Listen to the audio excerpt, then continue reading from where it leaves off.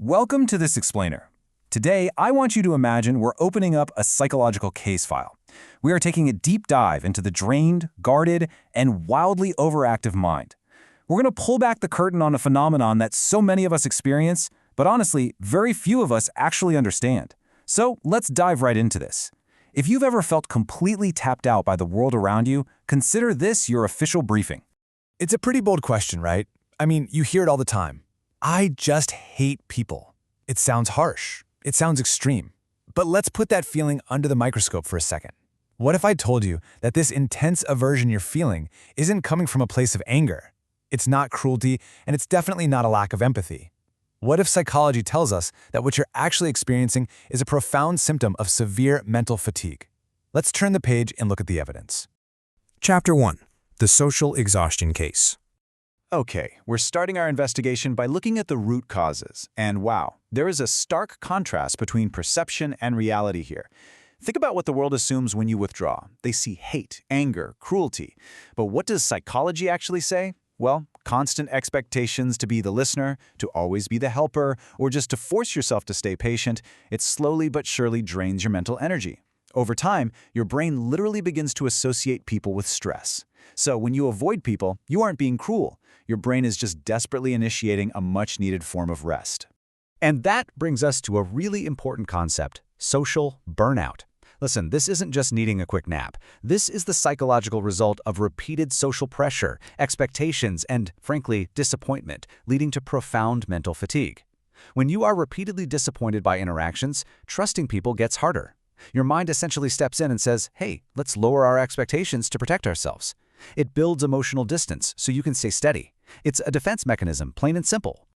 Think about how your social battery actually drains day to day. Notice the massive chunks eating up your energy. They aren't usually big dramatic events, are they?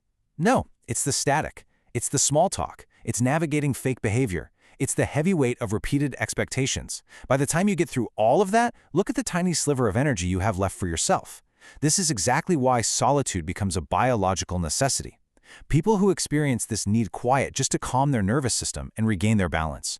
It's not that they dislike the world, it's just that the world is way too loud. Chapter 2. Replaying the Tape.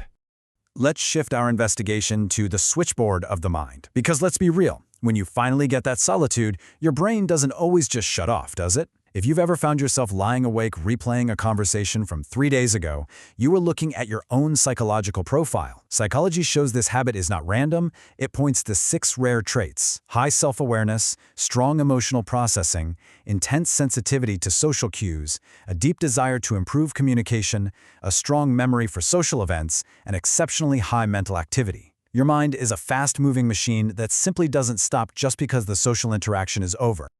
Now you might be thinking this is just neurotic regret, but it's not.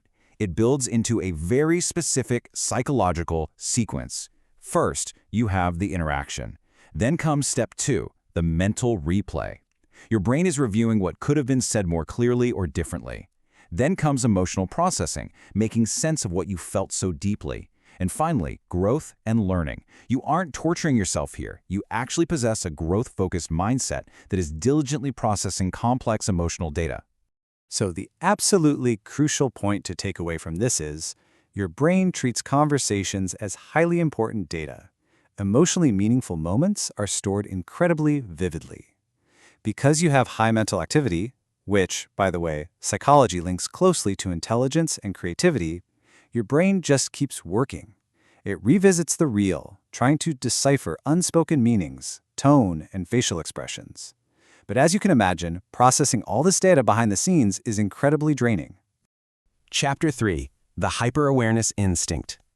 So, we know your brain is acting like a supercomputer processing social data, but where does this guarded instinct actually come from? Well, this exhaustion stems from being hyper-observant. People who feel that deep social drain are usually incredibly observant. You instantly notice fake behavior. You spot manipulation from a mile away. You pick up on inconsistencies that fly right over everyone else's heads. Spotting the static on the wire like this makes social interaction feel incredibly heavy, which is exactly why you actively choose fewer but much more controlled connections.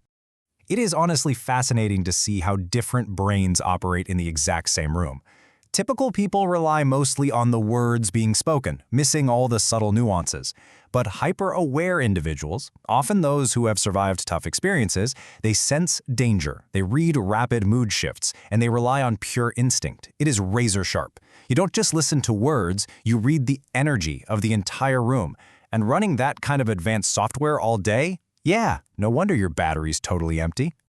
Chapter 4. Your Psychological Armor.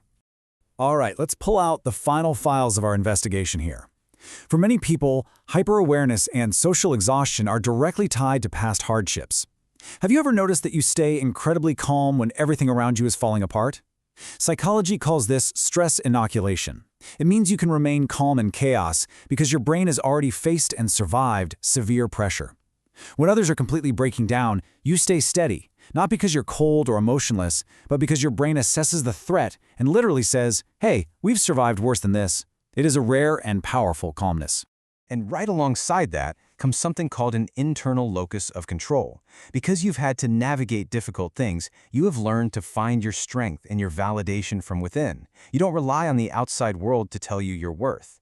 People who haven't gone through much often depend heavily on social approval. But you've learned to stand entirely on your own.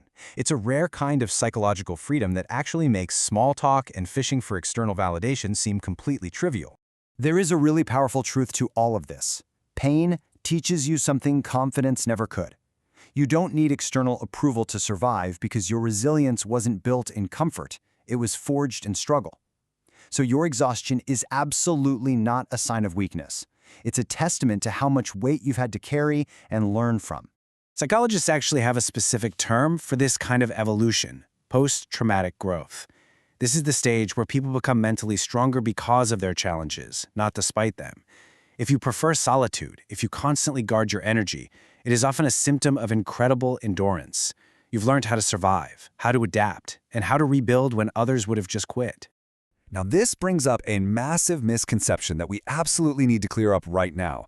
People constantly confuse emotional numbness with emotional regulation. Numbness is shutting down completely or exploding, but you have emotional regulation.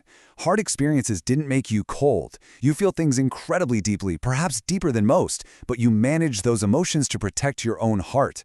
This combination of profound empathy and strict internal control is a sign of immense mental maturity.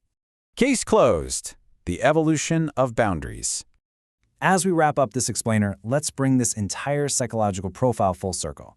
We've seen that social exhaustion is definitely not hate. It is a catalyst for building a highly evolved self-protective toolkit.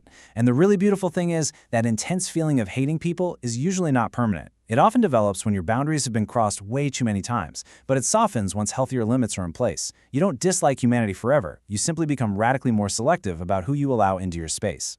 Limiting contact helps you feel in control again, it reduces your anxiety, and it prevents that massive emotional overload we mapped out earlier. Which leaves us with one final, vital question for you to reflect on. Are you carrying the weight of the world, or are you finally just learning how to put it down? Your exhaustion, your need for solitude, your hyper-awareness, none of it means you're broken. It means you've developed deeply earned strengths in silence. And maybe, just maybe, avoiding the crowd isn't about hating people at all. It's about finally learning how to protect your peace. Thank you so much for joining me on this explainer. I truly hope this helped you understand your own powerful mind just a little bit better.